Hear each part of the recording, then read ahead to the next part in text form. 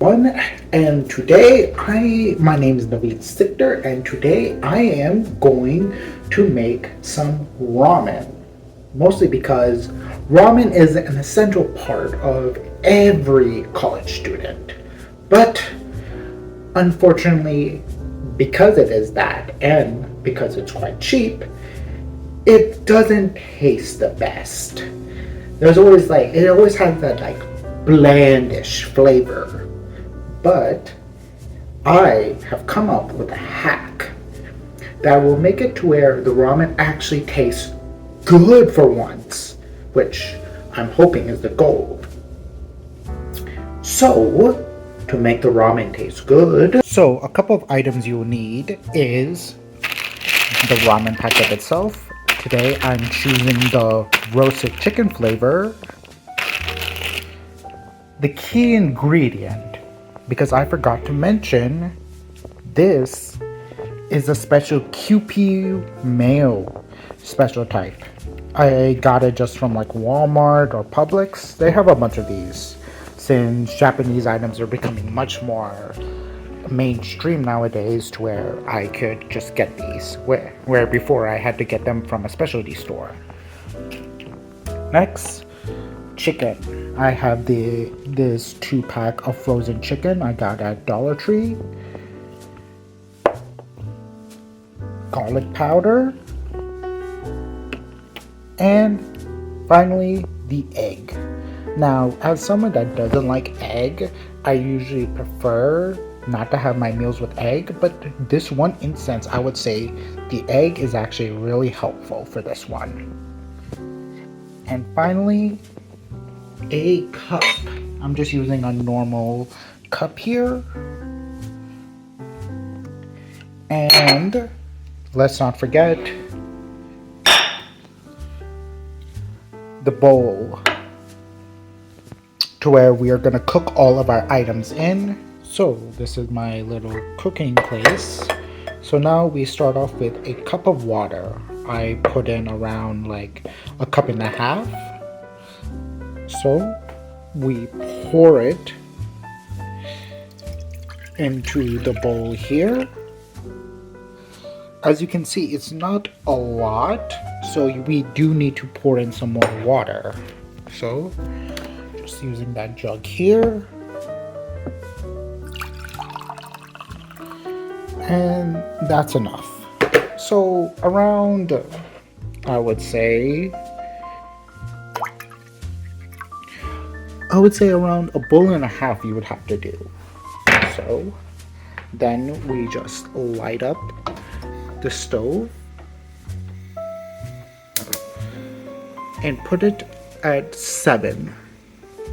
So now we have to let the water boil, and while we do that, we throw these chicken into the air fryer.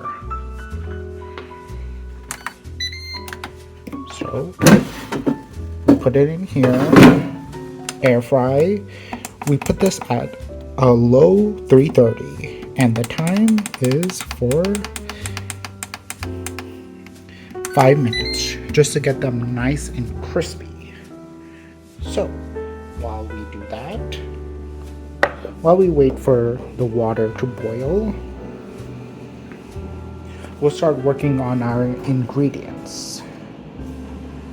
So to start off, QP mayo. Just a dash. Just a dash of that, like right here. A little bit more. The garlic powder.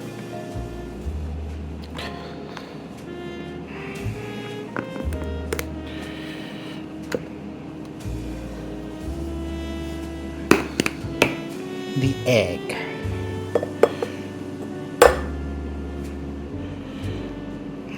So as you can see, it's a bit hard to do this with one hand, but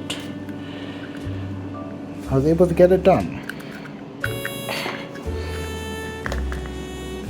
So as you can see, there might be some like whites, so just like remove that. So it's supposed to look like this, and then finally the ramen packet itself.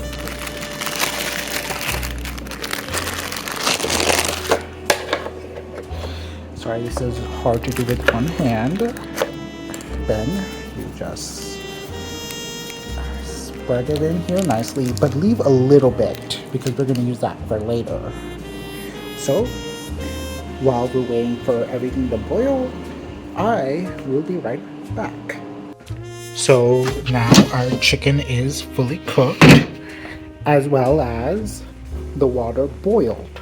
So next we take the ramen packet, we'll let it cook a bit, as well as in the meantime we take a spoon for our chicken and we place it into the bowl so it can be fully coated. As you can see, it comes out a nice crisp golden brown. So you put it in that. And then finally,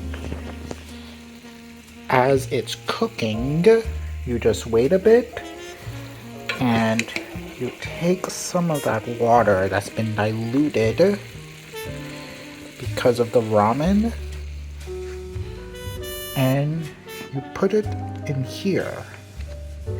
And you finally start mixing it all together into like this fine paste.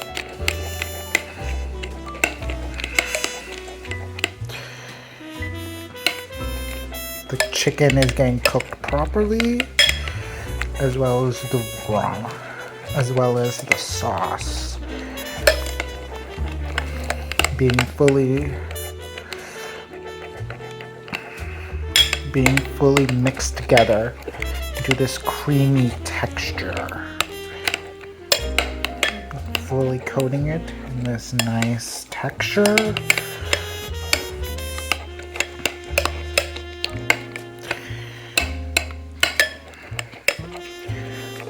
So as you can see, it's filled with a bunch of spices, and you would keep mixing it until you see all the white parts have disappeared. And as well as while you're mixing, you would wait till all the ramen is fully diluted. So I'll be right back whenever the ramen is fully diluted. Now we're cooking, as well as it has been grounded into this nice paste. So now what we do is we turn off the water. Right? As you can see, there's a bit more water in here than I would like. So what we are going to do is first add oil, because this does need some oil to mixture it up. So here's some canopy oil. Now you have to be very careful with the canopy oil. Basically,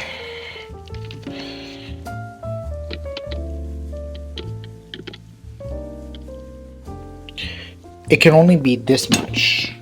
This is the cap size for it. So you put that in there. And then you just mix it up to where it's nice. And then use the rest of your seasoning. Just in case think of it like a backup plan. In case like something goes wrong with the ramen. So yeah, this is just your typical ramen bowl. So after that, after you're done with everything, you would take the bowl and you would have to drain it a bit. There you go. But leave enough water. And then finally, you would stick the ramen in here. Grab the thing. And there you go. This ramen is fully completed with my own speciality. And now it's time to eat.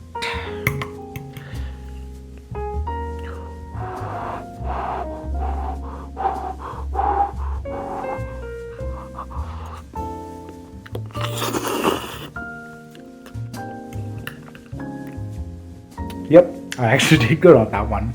Alright, that's all for my instructions. Let me know if this helped you out. Naveed, signing out.